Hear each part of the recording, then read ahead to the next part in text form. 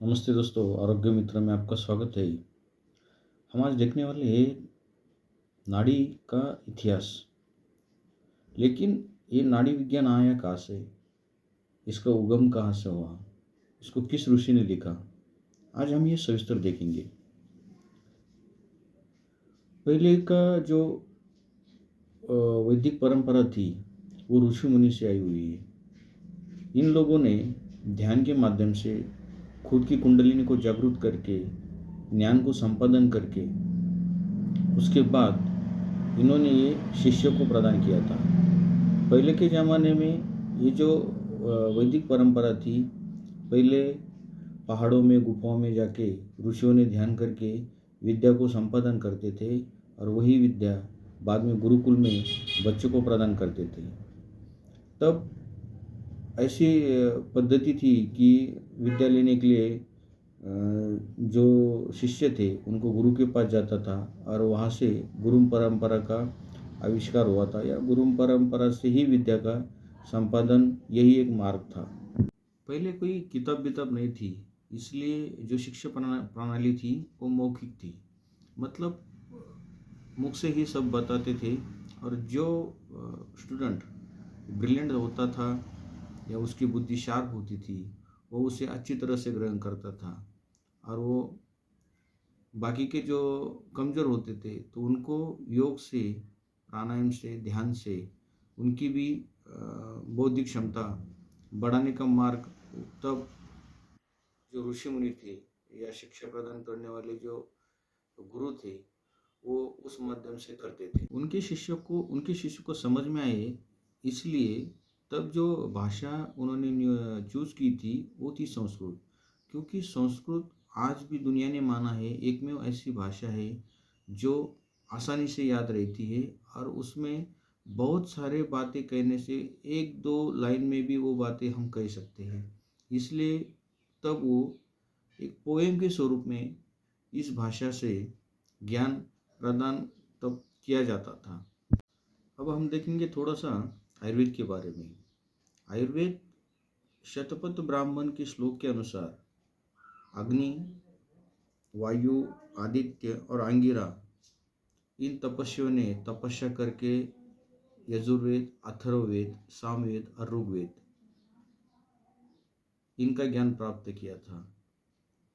यजुर्वेद जिसमें यज का अर्थ होता है गतिशील, जु का अर्थ होता है आकाश, इसमें यज्ञ की विधियाँ, यज्ञ के लिए मंत्र तंत्र, इसका ज़्यादातर उल्लेख मिलता है। ईश्वर की उपासना, ईश्वर को प्रसन्न कैसे करना, इसका सविस्तर वर्णन यजुर्वेद में मिलता है।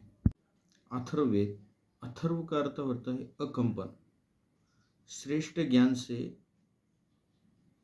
कर्म करते हुए भगवान की उपासना करके आत्मा को मोक्ष की प्राप्ति कर देना, इस उद्दिष्ट से अथर्ववेद निर्माण किया हुआ है। अथर्ववेद में बहुत सारे चमत्कार, जड़ी बूटियाँ, औषधि, उसके बाद विद्या, इस सब चीज़ों का जिक्र अथर्ववेद में आया है। इसलिए आयुर्वेद जो है वो अथर्ववेद का उपवेद है। आयुर्वेद सेपरेटली कोई वेद नहीं है, ये अथर्ववेद का उपवेद है। तो इस उसी में ही हम सब आज पढ़ रहे, हर्बल मेडिसिन होगा या काष्ठ औषधि होगा, उसका सब कुछ वर्णन अथर्ववेद में आता है। तीसरा आता है सामवेद। सामवेद सामवेद एक लयबद्ध तरीके से लिखा गया है। इसको संगीत का शास्त्र भी कहा जाता है, या संगीत का मूल ग्रंथ भी सामवेद को कहते हैं। तीसरा आता है ऋग्वेद। ऋग्वेद एक पद्यात्मक एकमेव ये ग्रंथ है जिसमें देवताओं की प्रार्थना, देवताओं का स्तवन, देवताओं की स्थिति, देवताओं को खुश करने के लिए लिखे गए श्लोक, और उसमें देवलोक में देवताओं की स्थिति का वर्णन हमें इस वेद में आता है। आयुर्वेद हमें कैसा जीना चाहिए या लाइफस्टाइल कैसी होनी चाहिए, ये सब कुछ सिखाता है। आयुर्वेद भारतीय दर्शन की 6 प्रणालियों पर आधारित है, जिसमें न्याय, वैशेषिक, तीसरा सांख्य शास्त्र, योग शास्त्र, मीमांसा और वेदांत का समावेश है। पहला है न्यायशास्त्र। न्यायशास्त्र को अक्षपाद गौतम ऋषि ने लिखा है। इसमें हमने हमारे जिंदगी का जो तत्व है, हमारे जीने का जो तत्व है या उद्दिष्ट है, वहाँ तक कैसे जाना, इसका ज्ञान हमें न्यायशास्त्र में मिलता है। दूसरा है वैशेषिक, जिसे कनाद ऋषि ने लिखा हुआ है। कनाद ऋषि ने इसे 2 भागों में डिवाइड किया था। एक था रावण भाष्य, दूसरा था भारद्वाज वृत्ति। इसका अर्थ होता है पदार्थों का मूल जानना। इसमें 6 पदार्थ आते हैं: द्रव्य, गुण, कर्म, सामान्य, विशेष और समवाय। इस ग्रंथ के कुछ मूल सिद्धांत भी थे, जिसे परमाणु से ही इस जगत की निर्माण हुआ है और परमाणु ही सर्वशक्तिमान है, इसलिए हर कण में भगवान, तभी से कनाद कहते थे। उसके बाद कनाद ने ही परमाणु का संशोधन किया था। कनाद का कहना था कि हर एक रेणु से, हर एक रेणु, हर एक कण अलग नहीं है, दोनों से जुड़ने से ये शक्ति प्रदान होती है या शक्ति निर्माण होती है। जबकि आज हम लैबोरेटरी में ये चेक करके कह सकते हैं कि परमाणु या अणु या जीव या सेल, इसका स्ट्रक्चर आज हम ये मशीन के द्वारा समझ पा रहे हैं। लेकिन तब कनाद ऋषि ने 2600 साल पहले, ईस्वी साल पहले ये बात रखी थी। परमाणु का शोध की सच में जनक उन्हें कहा जाता है, लेकिन आज जॉन डाल्टन, जो परमाणु के सिद्धांत और अस्त्र के जनक कहे जाते हैं, लेकिन ये सिद्धांत हमारे ऋषि मुनियों ने इनसे पहले 900-1300 साल पहले ये ग्रंथ में लिख के रखा था। लेकिन हमारी मानसिकता और हमारा अधूरा ज्ञान इस चीज़ को देख नहीं पाया और ये चीज़ काल के हिसाब से पीछे पड़ती गई। कोई बात नहीं। उसके बाद सांख्य शास्त्र है, जिसे कपिल ऋषि ने लिखा है। इस शास्त्र में भी जिंदगी जीने का सही तरीका बता है और जिंदगी जीने के लिए जो कुछ 5 तत्व थे या 5 के 25 तत्व है, वो उन्होंने इसमें डिटेल से बताए, जिसमें 5 आधार है। 5 आधार में पुरुष, प्रकृति, महत, अहंकार और मन आता है। 5 तत्व है: आकाश, पृथ्वी, अग्नि, जल और वायु। 5 इंद्रिय भी आते हैं उसमें: कान, नाक, आँख, जीभ, त्वचा। 5 तन मात्रा आते हैं: सुनना, सूंघना, देखना, स्वयं चयन करना, स्वाद चखना, मतलब हम कह सकते हैं, और भापना। उसके बाद 5 कर्म इंद्रिय आते हैं: वाणी, पैर, हाथ, विसर्जन और जनन। इस 25 तत्वों के आधार पर हमारी जिंदगी कैसे ढाली जाती है, इसका सविस्तर वर्णन इस सांख्य शास्त्र में आया है। इसी शास्त्र में कपिल ऋषि ने हमारी उत्पत्ति कैसे होती है, पुरुष और प्रकृति मिलने से, और 3 तत्व, उसके बाद पंचमहाभूत, इनके सहयोग से एक जीव कैसे निर्माण होता है, इसका वर्णन हमें सांख्य शास्त्र में आता है। उसके बाद योग शास्त्र आता है। योग शास्त्र में यम, नियम, प्राणायाम, जो अष्टांग योग बोले हैं पतंजलि ने, उसका वर्णन आता है। उसके बाद आते हैं मीमांसा, कर्म मीमांसा, ज्ञान मीमांसा, उसके बारे में हमें बतलाया गया है। धर्म क्या है, धर्म के बारे में नॉलेज इस मीमांसा के ग्रंथ में हमें प्राप्त होता है। ब्रह्मसूत्र ग्रंथ है, जो बद्रायन ऋषि ने लिखा है। इसमें उन्होंने ये कहा है कि कर्म त्याग के बाद ही आत्मज्ञान संभव है। कर्म तो केवल चित्त शुद्धि का साधन है, मोक्ष की प्राप्ति के लिए ज्ञान से ही होना पड़ता है। तो ज्ञान कितना इम्पोर्टेंट है, ये इस ग्रंथ में, वेदांत में हमें समझाया गया है। इस तरह आयुर्वेद में भारतीय 6 प्रणालियों पे पूरा संसार टिका हुआ है, पूरा ब्रह्मांड टिका हुआ है। तो इसके बाद हम देखेंगे ये जो आयुर्वेद है, या आयुर्वेद किस किस प्रोसीजर से आगे बढ़ा है, तो देखते हैं हम। आप आयुर्वेद के प्रथम या आयुर्वेद की, या जो भी वैदिक परंपरा की हम कह सकते हैं, पहले ब्रह्मा थे। ब्रह्मा ने जब ये सोचा कि ये ज्ञान सबको देना चाहिए, तो उन्होंने खुद का जो पुत्र था मनु, उसको ना लेते हुए या उसको ना देते, उसका एक मानस पुत्र था, उसका नाम था प्रजापति दक्ष। तो उन्होंने वो प्रजापति दक्ष को ये ज्ञान दिया। बाद में प्रजापति दक्ष ने ये ज्ञान सूर्य के 2 पुत्र थे जो जुड़वा थे, अश्विनी कुमार। अश्विनी एक नाम था और कुमार एक नाम था। ये पिता की तरह ही ये भी तेज बुद्धि के थे। जैसे सूर्य पूरी दुनिया का कल्याण करता है, वैसे भी इनका बिहेवियर भी उसी तरह दुनिया के कल्याण के लिए था। इसीलिए ये शास्त्र प्रजापति दक्ष यही है जो शंकर जी के ससुर सती के पिता थे। इन्होंने ये ज्ञान अश्विनी कुमार को दिया। यही अश्विनी कुमारों ने ये ज्ञान बाद में इंद्र को दिया। इंद्र जो देवलोक का राजा कहा जाता है। पहले ये ज्ञान 2 ही लोगों को दिया जाता था, एक राजा और दूसरा ब्राह्मण।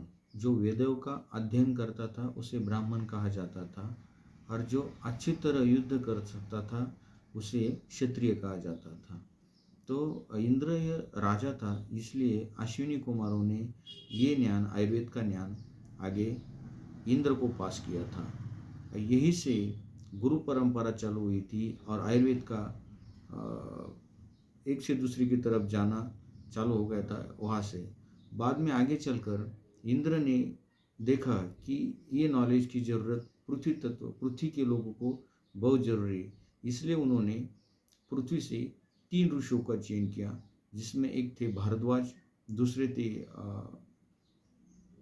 अपने धन्वंतरी, और तीसरे थे काश्यप ऋषि। तो इन 3 लोगों को इन्होंने ये ज्ञान दिया था। भारद्वाज ऋषि को स्कूल ऑफ मेडिसिन भी कहा जाता है, और धन्वंतरी को स्कूल ऑफ सर्जरी कहा जाता था, और काश्यप ऋषि को स्कूल ऑफ पेडियाट्रिक। मतलब काश्यप ऋषि ने बच्चों के ऊपर ज़्यादा काम किया था। इन्होंने ही स्वर्ण प्राशन का जो कंसेप्ट था, इन्होंने काश्यप ऋषि ने लाया था। उनका ये कहना था कि अगर बच्चे अच्छी तरह रहेंगे या पूरी तरह उनका पोषण होगा, तो आगे चल के ये लोग बीमार नहीं होंगे। आज जो हम लसीकरण का जो कंसेप्ट चला रहे हैं, ये हमारे आयुर्वेद में पहले से स्वर्ण प्राशन के रूप में चालू हुआ था। स्वर्ण प्राशन में जो कुछ मेडिसिन आती थी वो थी ब्रह्मी, वचा, तगर और स्वर्ण भस्म, और उसके साथ मधु, शहद।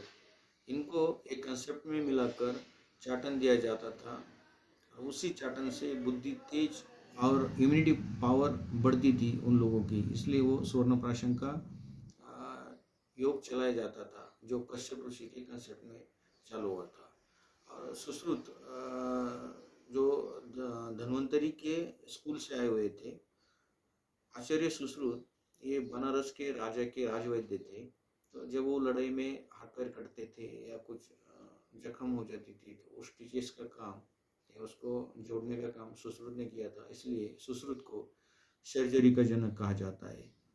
लेकिन भारद्वाज, इन्होंने मेडिसिन पे ज़्यादा जोर दिया था। इसलिए भारद्वाज ऋषि ने उनके जो मुख्य शिष्य थे अत्रेय पुनर्वसु, उनको ये ज्ञान उन्होंने फॉरवर्ड किया था।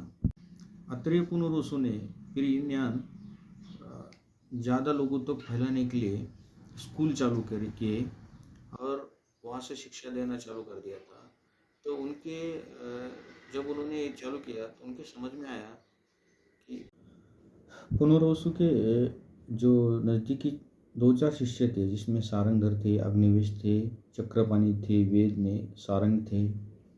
तो इन 4 शिष्यों में से उन्होंने अग्निवेश को सबसे नज़दीक माना था। और जब देखा उन्होंने कि बाकी शिष्यों के दिमाग में वो चीज़ें संग्रहित नहीं हो रही है, तो उन्होंने ये फैसला लिया कि अभी ये जो शिक्षण प्रणाली है, ये किताबों में लिखी जानी चाहिए, क्योंकि तभी इन लोगों को समझ में आ जाएंगे। इसलिए उन्होंने अग्निवेश को ग्रंथ लिखने के लिए मतलब चूज किया। तो उन्होंने अग्निवेश तंत्र के नाम की बुक लिखी। अग्निवेश ने अग्निवेश तंत्र के आगे जो शिष्य थे उनके, वो थे चरक, और चरक ने चरक संहिता लिखी। उसके बाद वाग्भट ने एक सूत्र पे ये सब चीज़ें लिखी, जिसमें अष्टांग संग्रह है और अष्टांग हृदय। पहले के ज़माने में ये सब चीज़ें ताड़ के पत्र पे लिखी जाती थी, तो कागज़ वगैरह चीज़ नहीं थी, तो ताड़ पत्र पे ये सब चीज़ें लिखी गई थी। लेकिन बाद में आगे चल के मुग़लों ने जब आक्रमण किया, तब उन्होंने नालंदा यूनिवर्सिटी जैसी बहुत बड़ी यूनिवर्सिटी थी, तो उसको जला दिया। उसके अंदर की जो कि बुक थे, जो ग्रंथ थे, वो जला दे। लेकिन उनमें से कुछ जो ग्रंथ थे, तब के ऋषि मुनियों ने, तब के वैद्यों ने उसे एक मिट्टी के जो मड़के रहते उसके अंदर रख के ज़मीन के नीचे गाड़ दिए थे, और बाद में ये निकाल के वो तमिल और संस्कृत भाषा में थे। तो वही बाद में आगे चल के यही आयुर्वेद की जो कुछ बची कुची जो प्रणाली है, वो उसी के आधार पर टिकी हुई है। अगर वो यूनिवर्सिटी तब होती थी, तो बहुत सारा नॉलेज आज आयुर्वेद से दुनिया को मिलने वाला था। क्योंकि वो तब एक हादसा ये भी हुआ था कि मुग़ल का जो राजा था वो बीमार पड़ा था, और वो बहुत सारे उन्होंने हकीम वो सब करके उसका इलाज नहीं हो रहा था। तो फिर उसके जो कुछ वैद्य नज़दीकी लोग थे, उन्होंने बोला कि नालंदा यूनिवर्सिटी में एक दो वैद्य ऐसे हैं जो आपको ठीक कर सकते हैं। तो हम बोलते हैं कि मरता क्या नहीं करता। तो उन्होंने फिर उसको फरमान भेजा कि उसको बुला के लाओ, और देखता मैं कि मैं तो इतने मेडिसिन खा के भी अगर ठीक नहीं हो रहा, वो कैसे ठीक करता है। तो फिर उसने उसको बुलाया। जब वो वैद्य जी उनके पास आए, तो उस राजा ने कहा कि मैं तुम्हारे पास की कोई भी मेडिसिन नहीं खाऊंगा, क्योंकि मैं कट्टर मुस्लिम हूँ, और मुझे तुम्हारे धर्म से कुछ भी ली हुई चीज़ गैर है, मैं वो नहीं खा सकता। तो फिर उन्होंने कहा कोई बात नहीं, आप नहीं खाते तो भी कोई हरकत नहीं। तो बोले मैं कुछ दवा मतलब पीऊँगा भी नहीं, खाऊँगा भी नहीं, फिर भी तुमको मुझे ठीक करना है, तो ये कर सकते हैं क्या? उन्होंने बोला बिल्कुल ज़रूर कर सकता हूँ। तो बोले ठीक है, मुझे करके बताओ। तो फिर उन्होंने उनके पास से उनकी जो पवित्र ग्रंथ था कुरान, वो लेके गए, और कुछ दिन के बाद वो वापस उनके पास दे दी, और उनको कहा इसमें कि 4 या 5 आयत या 4 या 5 पेज हर रोज़ सुबह शाम आप पढ़ते जाओ, और ये आपको खुद पढ़ना है, किसी और से पढ़वाना नहीं है। जब ये सब चीज़ें ख़त्म हो जाएंगी, पढ़ना पूरा क्लियर हो जाएगा, तब मुझे दोबारा आके बोल देना। तो उन्होंने वो स्टार्ट कर दिया। तो कुछ ही दिनों में उनको खुद की बीमारी से राहत मिलने के महसूस होने लगा, और बाद में जाके वो पूरे क्लियर हो गए। तो उन्होंने फिर से उसे फरमान छोड़ के उसको बुला लिया और पूछा कि तुमने तो मुझे कुछ खिलाया भी नहीं, मुझे कुछ पिलाया भी नहीं, सिर्फ मुझे मेरा कुरान पढ़ाने को बोला, और मैं ठीक कैसे हो गया। तो फिर तब उन्होंने बोला कि आपने बोला था मैं आपका मेडिसिन खाऊंगा भी नहीं या कुछ पीऊँगा भी नहीं, फिर भी आपको ठीक करना है। तो ये मेरे आयुर्वेद के लिए और मेरे वैदिक शास्त्र के लिए बहुत बड़ा चैलेंज था। तब उस वैद्य ने कहा कि इस आपके कुरान के ऊपर मैंने कुछ मेडिसिन लगा के रखी थी, जो आप जब पढ़ते थे, तो जैसे आप पान पलटते थे, तो आप उंगलियों से पलटते थे, और वही उंगली आप मुंह में रखते थे, तो उसी से मेरा कुछ मेडिसिन गया। और जैसे आप पन्ना पलटते थे, उसकी जो मेडिसिन जो है, तो श्वास के माध्यम से भी शरीर में गया, और उसका असर हो गया। तब उन्होंने माना कि ये शास्त्र अगर सिर्फ सूंघने से और चटने से, जो आँखों में भी नहीं दिखता था, ये इतना पावरफुल है जो ज़िंदगी बदल देता है। अगर ये रहा तो ये लोग सारी दुनिया पे राज करेंगे। तो इसी गुस्से में उसने वो नालंदा यूनिवर्सिटी को जला दिया था। तो हमारा आयुर्वेद इतना श्रेष्ठ था। आज भी आज बहुत सारी बीमारियों में, कोरोना के काल में अगर हमने देखा होगा तो जो कुछ लोग जिन्होंने भी आयुर्वेद का सहारा लिया था वो आज भी पूरे ठनठने थे, कुछ भी नहीं तकलीफ हुआ है। तो हमारा आयुर्वेद इतना बहुत बड़ा ग्रंथ है और इसी से आगे चलकर कणाद ऋषि ने फिर इसको जो डायग्नोस पद्धत बोलते हैं हम, उसमें नाड़ी परीक्षण होगा, स्पर्श परीक्षा होगा, दर्शन परीक्षा होगा या मूत्र परीक्षा होगा, मल परीक्षा होगा, स्पर्शनम होगा। तो उनमें से ये डायग्नोस पद्धति आती है जो कणाद ऋषि ने लिखी हुई थी। तो उसी में हम नाड़ी परीक्षण जो प्रथम डायग्नोस में आता है, उसी से तुम्हारे अपने बॉडी के अंदर के जो वात पित्त कफ है इसका इम्बैलेंस होना और व्याधि का सच में जो रीजन है वो समझना। इसलिए नाड़ी विद्या हमें बहुत ज़रूरी है और आयुर्वेद में डायग्नोस पद्धति की प्रथम मानी गई विद्या है। आयुर्वेद में डायग्नोस के हिसाब से माधव निदान बहुत अच्छा है। उसके बाद आत्रेय ऋषि के दूसरे एक शिष्य थे जिसे सारंगधर कहते थे। सारंगधर ऋषि ने सारंगधर संहिता लिखी जो 1300 ईस्वी सन में हुई थी। उसके बाद 1700 ईस्वी सन में योग रत्नाकर ने एक ग्रंथ लिखा, उसमें ये सब नाड़ी का उल्लेख आता है। उसी में रावण संहिता हो, कणाद के कुछ जो उन्होंने ग्रंथ लिखे थे उसमें नाड़ी का उल्लेख आता है। तो अब हम देखेंगे कि नाड़ी की गति, नाड़ी का बल, नाड़ी क्या दिखाती है, नाड़ी की जब गति बदलती है तो फिर वो कौन सी डिसीज़ बताती है, नाड़ी जब उसकी नॉर्मल गति में चलती है तो कैसे चलती है, किस उंगली में किस स्तर पे क्या डिसीज़ बताती है, ये हम अगले वीडियो में देखेंगे। अगर अब तक आपने चैनल को सब्सक्राइब नहीं किया होगा तो कर दो। आगे चल के बहुत सारे वीडियो नाड़ी के बारे में, आयुर्वेद के बारे में आपको इस चैनल में अवेलेबल होगी। धन्यवाद।